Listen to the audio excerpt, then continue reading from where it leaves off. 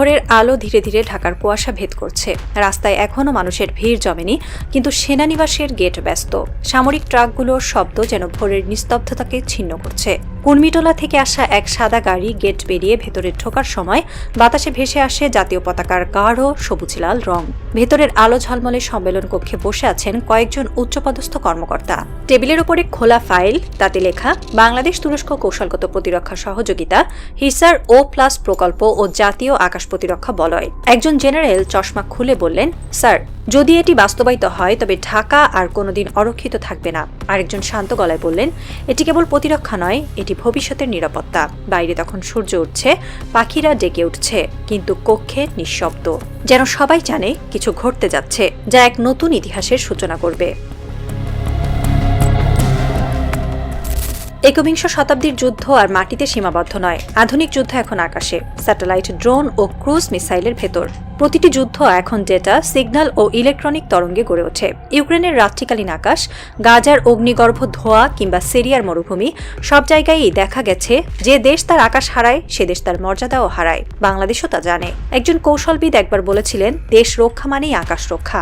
ঢাকা জানে একটি ড্রোন হয়তো মাত্র 1 মিনিটে এক শহর অচল করে দিতে পারে, একটি ক্রুজ মিসাইল 200 কিলোমিটার দূর থেকে হানা দিতে পারে, আর একটি ইলেকট্রনিক আক্রমণ স্তব্ধ করে দিতে পারে পুরো যোগাযোগ ব্যবস্থা। তাই বাংলাদেশের সামরিক নীতি নির্ধারকরা সিদ্ধান্ত নিয়েছেন, সময় এসেছে আকাশের ঢাল গড়ে তোলার। 2026 সালের বসন্তে আঙ্কারা থেকে একটি বিশেষ প্রতিনিধি দল আসে গোপনে ঢাকায়। তুরস্কের প্রতিরক্ষা শিল্প বোর্ডের সদস্যরা সেই সফরে নিয়ে আসেন এক প্রস্তাব যা বাংলাদেশের জন্য নতুন অধ্যায়ের সূচনা হতে পারত। কয়েকদিন পরেই তুরস্কের প্রেস রিলিজে প্রকাশিত হয় এক বাক্য, বাংলাদেশের প্রতিরক্ষা সক্ষমতা উন্নয়নে তুরস্ক প্রস্তুত। তুরস্কের 2 জায়ান্ট প্রতিষ্ঠান আসেলসান ও রকেটসান তাদের সর্বশেষ উদ্ভাবন হিসার ও+ medium range air defence system বাংলাদেশের কাছে প্রস্তাব করে। এই চুক্তির মূল লক্ষ্য শুধু প্রতিরক্ষা নয়, এটি আস্থা, এটি বন্ধুত্ব। তুরস্ক মনে করে বাংলাদেশ এখন দক্ষিণ এশিয়ার এমন এক শক্তি যার নীতি নির্ধারণে স্বাধীনতা আছে। তারা জানে এক নতুন ভূরাজনৈতিক ভারসাম্য গড়ে উঠছে, যেখানে বাংলাদেশ শুধু অনুসারী নয়, বরং একজন কৌশলগত নির্মাতা। একজন তুর্কি বিশ্লেষক বলেছিলেন, বাংলাদেশের আকাশ রক্ষার সিদ্ধান্ত মানে দক্ষিণ এশিয়ায় স্বাধীনতার পুনর্জন্ম। হিসার শব্দটি তুর্কি ভাষায় মানে দুর্গ।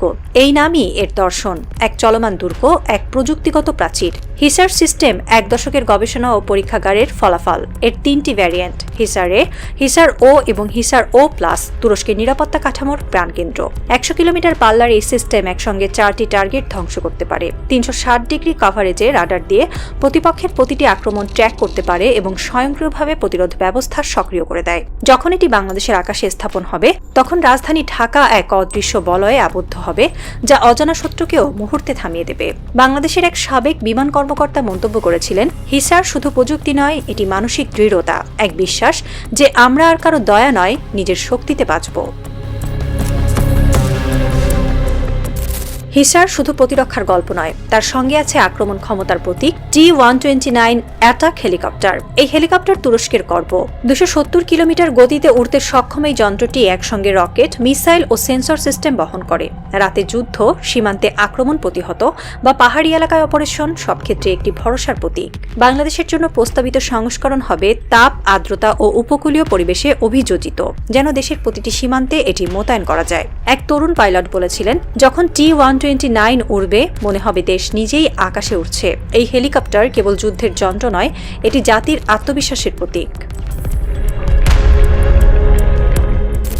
বাংলাদেশের প্রতিরক্ষা ইতিহাসে চিরকালই এক বিষয় ছিল বিদেশি নিষেধাজ্ঞা ও রাজনৈতিক চাপ। চীন মানে মার্কিন অসন্তোষ, রাশিয়া মানে ইউরোপীয় হুমকি, কিন্তু তুরস্কের ক্ষেত্রে বিষয়টি ভিন্ন। তুরস্ক নিজেই প্রযুক্তিতে স্বনির্ভর, তাদের প্রতিরক্ষা শিল্প পশ্চিমা নিয়ন্ত্রণের বাইরে। তাই বাংলাদেশ এই সম্পর্কের ভেতর নিরাপত্তা খুঁজে পায়। তুরস্ক প্রতিশ্রুতি দিয়েছে, তারা ঢাকায় প্রশিক্ষণ কেন্দ্র ও রক্ষণাবেক্ষণ কারখানা স্থাপন করবে। বাংলাদেশি প্রকৌশলীরা নিজেরাই শেখাবে, পরিচালনা করবে, আর এতে গড়ে উঠবে আত্মনির্ভরতা।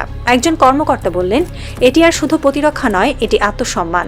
আমরা এখন নিজের নিরাপত্তা নিজেরাই লিখব।